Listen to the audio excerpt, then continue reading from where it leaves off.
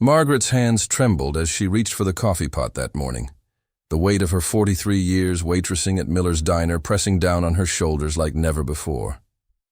The medical bills were stacked on her kitchen table at home, each one a reminder that her daughter Sarah's treatments weren't getting any cheaper. At 62, she'd imagined she'd be thinking about retirement, maybe spending time with her grandbaby, but instead she was picking up extra shifts just to keep the lights on. The lunch rush was dying down when he walked in. Robert Hayes, everyone in town knew that name.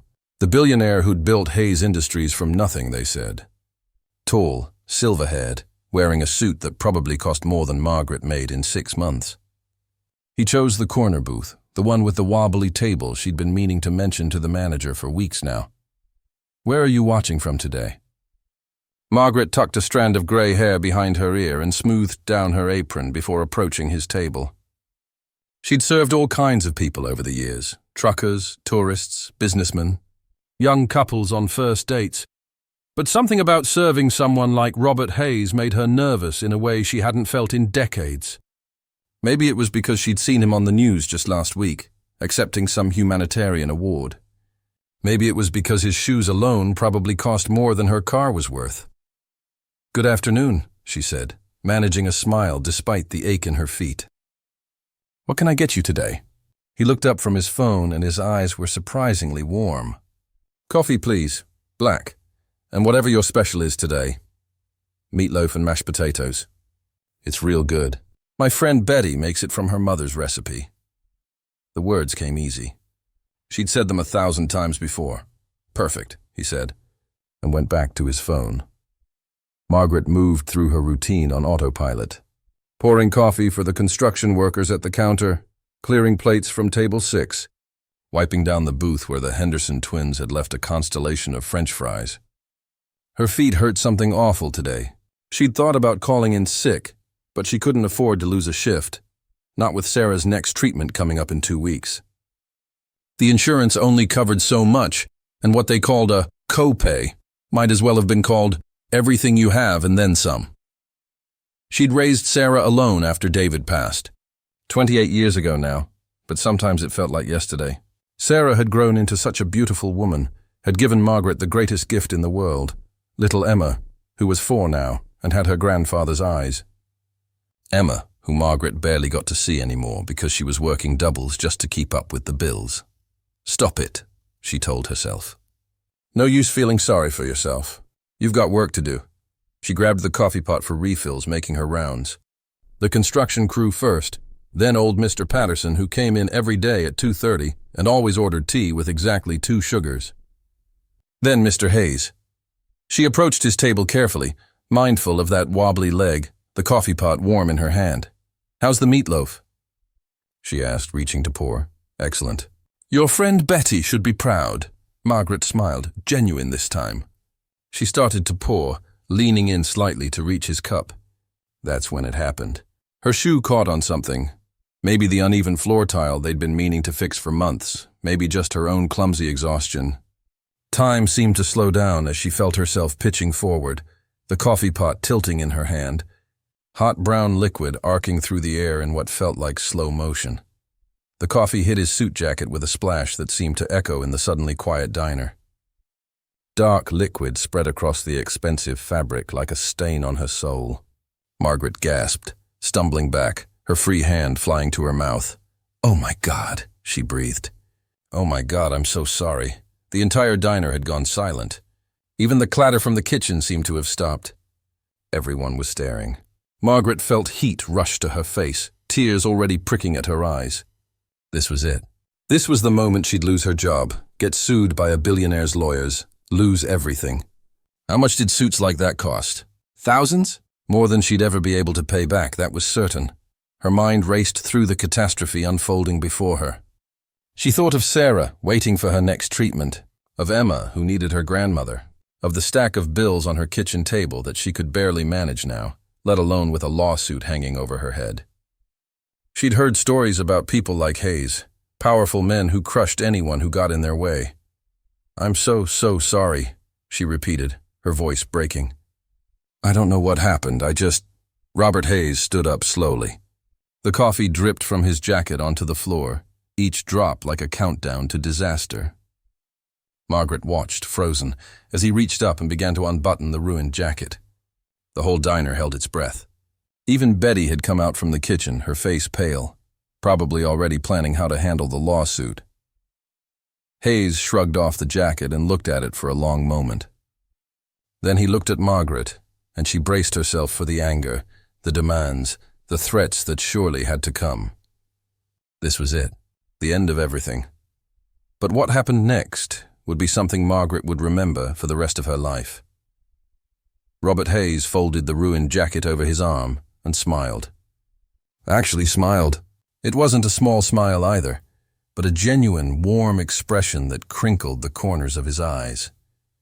"Well," he said, his voice carrying across the silent diner, "I guess that's one way to tell me I've been working too hard.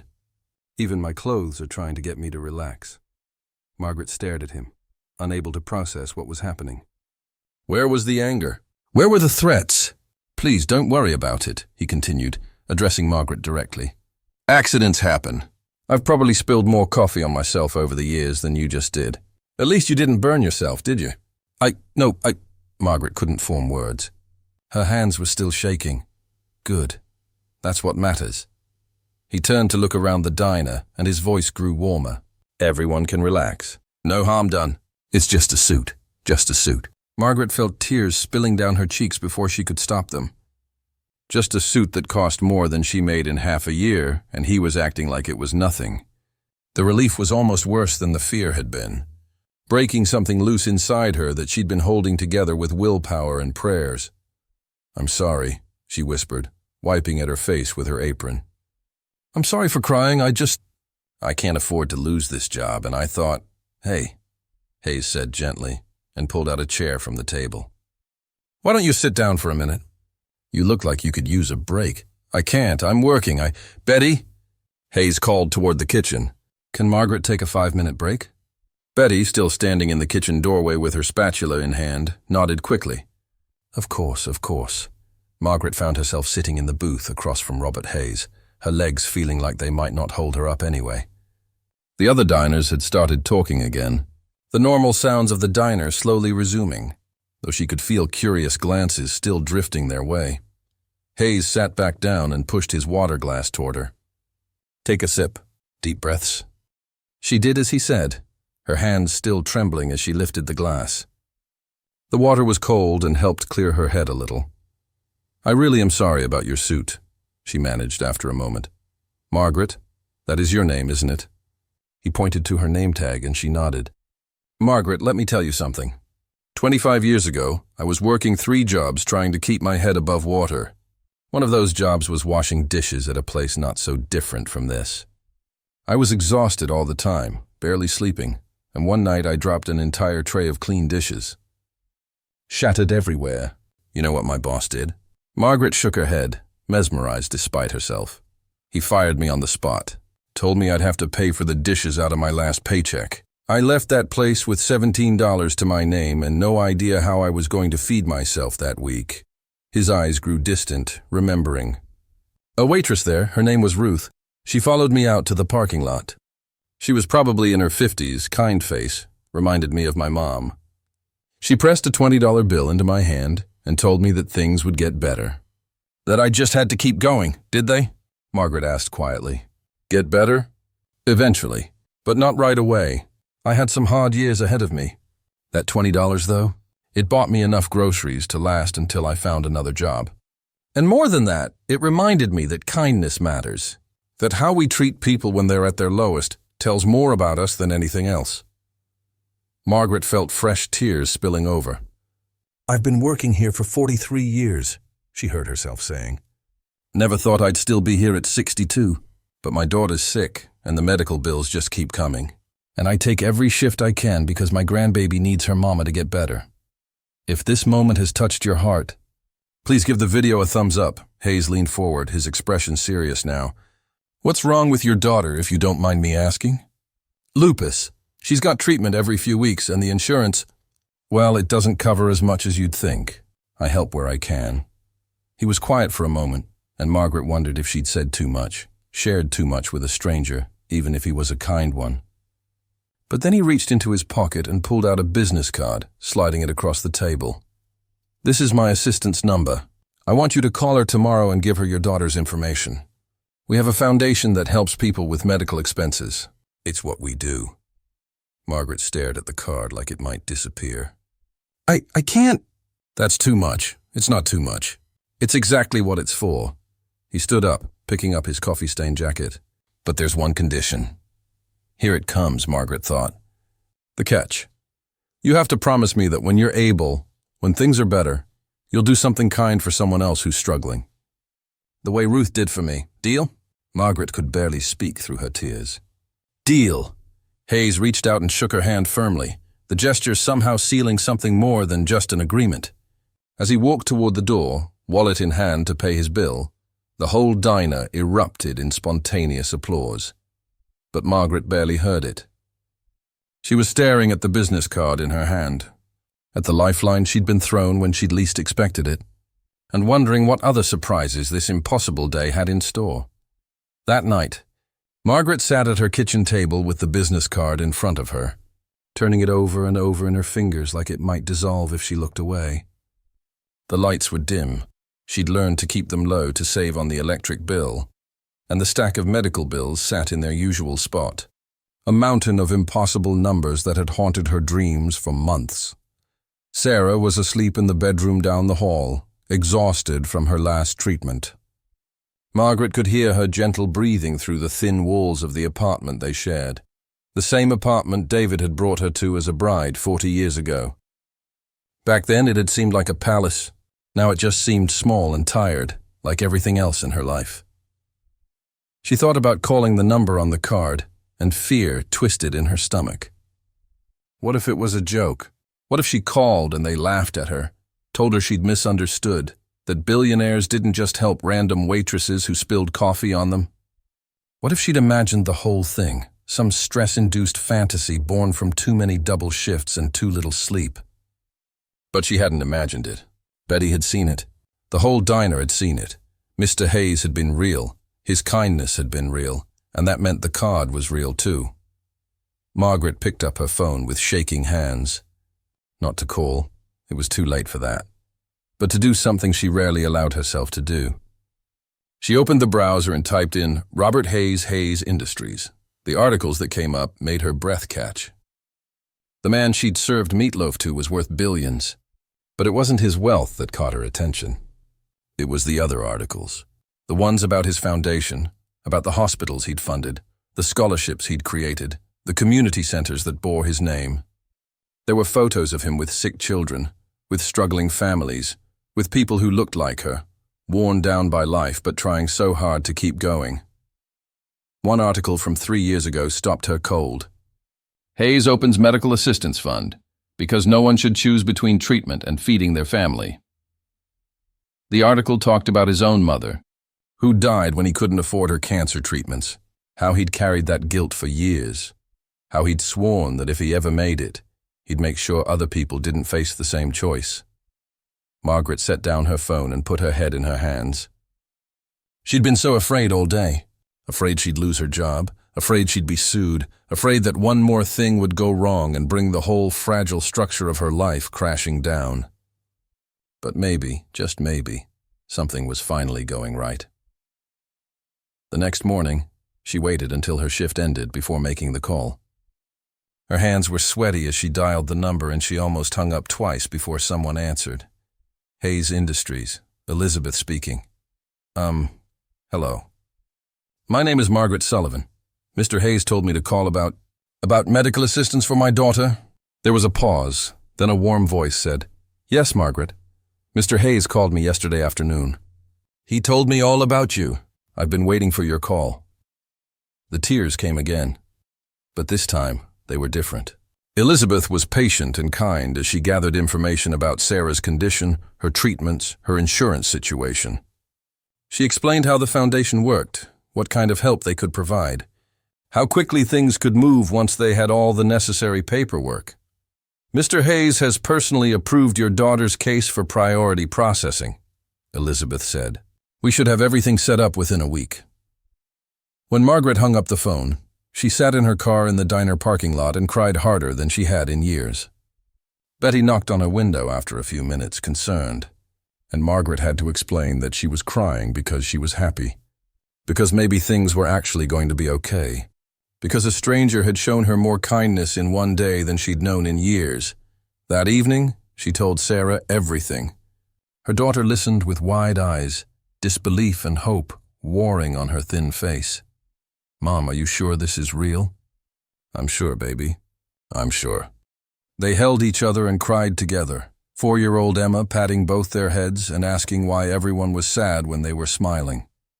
Have you ever experienced an unexpected kindness that changed everything? Let us know in the comments below. But even as hope bloomed in Margaret's chest, she couldn't shake one thought. Why her? What had she done to deserve this miracle? And more importantly, what did Robert Hayes really see when he looked at her that made him decide to change her life? The answer would come sooner than she expected, and it would reveal a connection she never could have imagined. 3 days later, Margaret was wiping down tables at the end of her shift when the door chimed. She looked up and froze. Robert Hayes had returned, this time in a simple polo shirt and khakis, looking more like a regular customer than a billionaire. He smiled when he saw her. "Hello, Margaret. Mind if I sit for a minute?" "Of course not." She gestured to the same booth, though this time she made sure the table was steady. "Can I get you something, coffee?" She managed a small smile. "I promise to be more careful this time," he laughed. "Coffee would be great. And maybe a slice of pie, if Betty made any today. Apple and cherry. Both fresh this morning. Apple, please." Margaret's hands were steady this time as she poured the coffee and brought the pie. When she set it down, Hayes gestured to the seat across from him. "Would you join me? I promise you're not in trouble. I actually wanted to talk to you about something." She sat curious and slightly nervous. "Elizabeth called me yesterday. She said everything's approved, that the foundation will cover Sarah's treatments and medications. I can't thank you enough, Mr. Hayes. You've given my daughter her life back. Please call me Robert." He took a sip of coffee, then set the cup down carefully. "And you don't need to thank me. Actually, that's not entirely true. I need to thank you." "Thank me? For what?" "For ruining your expensive suit?" "For being here," he said simply. "For still being here after all these years." Margaret frowned, confused. "I don't understand." Robert leaned back, and for a moment he looked younger, like the years had peeled away. 1973. "Does that year mean anything to you?" That's when I started working here. I was 19 years old, October 15th, 1973, around 7 in the evening. "Does that night ring any bells?" Margaret searched her memory, going back more than 50 years. "That's a long time ago. I'm not sure." "There was a young man," Robert continued, his voice soft. "Maybe 16, 17 years old. Skinny kid, nervous, came in right before closing. He'd run away from a bad situation at home. Hadn't eaten in 2 days. He sat in that booth right over there." He pointed to the corner booth. "And he ordered water because it was free. But he sat there looking at the menu like it was a test he was about to fail." The memory came back slowly, like a photograph developing. "Oh my God, that was you?" "That was me. Robert Hayes, scared kid from nowhere, trying to figure out how to survive. And you," he smiled, shaking his head, "you brought me the biggest burger on the menu, fries, a milkshake, and told me it was on the house. Said someone had canceled their order and it would just go to waste. I knew you were lying, but I was too hungry to care." Margaret's hand flew to her mouth. "I remember. You looked so thin, so scared. I'd only been working here a few months myself, and I paid for that meal out of my tips. I figured as much. And when I tried to thank you, you told me something I've never forgotten. You said everybody needs help sometimes. Just pass it on when you can." I said that. You did. And I tried to find you later, after I started making money. But I didn't remember your last name. And Miller's Diner isn't exactly unique. There are dozens of them across the country. I looked for years, but I could never find the right one, never find you." He paused, his voice thick with emotion. "And then I walked in here 3 days ago, tired and frustrated from a business meeting, and there you were. Still here, still kind, still helping people." Margaret felt tears streaming down her face. I never expected you changed my life that night. That burger, that kindness from a stranger, It reminded me that good people existed. It gave me hope when I had none. Everything I've built, everyone I've been able to help through the foundation, it all traces back to you and what you taught me about passing kindness forward." They sat in silence for a moment, the weight of 50 years of connection settling between them. Finally, Margaret spoke. "I've spent so long just trying to survive that I forgot what it was like to believe things could get better. You reminded me. These last few days, you reminded me." Robert reached across the table and took her hand. "We reminded each other. That's how it works. If you've been touched by this story, please subscribe to our channel for more heartwarming tales like this." As Robert finished his pie and prepared to leave, he handed Margaret an envelope. "There's one more thing. Inside is information about a job at the Hayes Industries corporate cafeteria. Better hours, better pay, full benefits. It's yours if you want it. You'd still be doing what you do, taking care of people, but you'd have weekends off to spend with Emma." Margaret opened the envelope with trembling hands, barely able to believe what she was reading. But one question remained. One piece of the story that would bring everything together in a way she couldn't yet imagine. 2 months later, Margaret stood in the spacious break room at Hayes Industries, looking out the floor-to-ceiling windows at the city below. Her new uniform was crisp and clean, her sensible shoes were comfortable, and for the first time in years, she wasn't counting down the hours until she could sit down. She worked 5 days a week now, 8-hour shifts, with benefits that covered not just her but Sarah and Emma too. The medical bills were gone, paid off by the foundation. Sarah's treatments were regular now and she was getting stronger every week, but more than that, Margaret had found something she didn't know she'd lost: peace. She'd said goodbye to Miller's Diner with mixed feelings. 43 years was a lifetime, and Betty had cried almost as hard as Margaret had. But they still met for coffee every Saturday morning, and Margaret brought Emma with her, watching her granddaughter color at the same tables where she'd spent most of her adult life. The job at Hayes Industries was different in ways she couldn't have imagined. The corporate employees treated her with respect, learned her name, asked about her family. Robert himself came through the cafeteria line once or twice a week, always making time to chat, to ask about Sarah, to tell Margaret stories about the Foundation's latest projects. He'd become a friend, a real friend, and that was perhaps the greatest gift of all. Last week, he'd invited her to attend a Foundation gala, a fancy event where they celebrated the year's achievements and honored people who'd made a difference. Margaret had protested that she didn't belong at such a fancy affair, but Robert had insisted. "You're the guest of honor," he'd said. "The whole foundation exists because of what you did for me 50 years ago. People should know that." So she'd gone, wearing a dress that Sarah had helped her pick out. And she'd watched as Robert told hundreds of wealthy donors about the waitress who'd bought a scared kid a burger and changed his life. He'd announced a new program in her name, the Margaret Sullivan Kindness Grant, which would provide microloans and assistance to food service workers facing hardship. Standing at the podium, crying happy tears while hundreds of people applauded, Margaret had thought about David, gone so many years now. She'd thought about all the hard times, all the double shifts, all the moments when she'd wanted to give up. And she'd thought about that scared teenage boy and the simple choice she'd made to help him. We never know, she'd realized, which small acts of kindness will ripple forward into the future. We never know whose life we might change with a simple gesture of compassion. Now, back at work, preparing lunch for the afternoon rush, Margaret heard a familiar voice behind her. "Hey, Grandma!" She turned to see Emma running toward her, with Sarah walking behind, smiling. They'd come to have lunch together, something they tried to do at least once a week now. Sarah looked healthy, her color good, her eyes bright. She'd even started talking about maybe going back to school, finishing her nursing degree. "My 2 favorite girls," Margaret said, scooping Emma up into a hug. Robert appeared from around the corner, grinning. "I may have mentioned you had a break coming up. Thought you might want company." They sat together at one of the tables, Emma chattering about preschool, Sarah sharing good news from her latest doctor's appointment. Robert joined them, easy and comfortable like family. At one point, Emma climbed into his lap and showed him a drawing she'd made, and Margaret's heart swelled with gratitude so profound it almost hurt. This was what mattered. Not money or status or expensive suits. This, family, friendship, kindness, connection, the simple grace of people choosing to care for one another. As they finished lunch, Robert stood to leave, but paused by Margaret's chair. "You know what the best part of all this is?"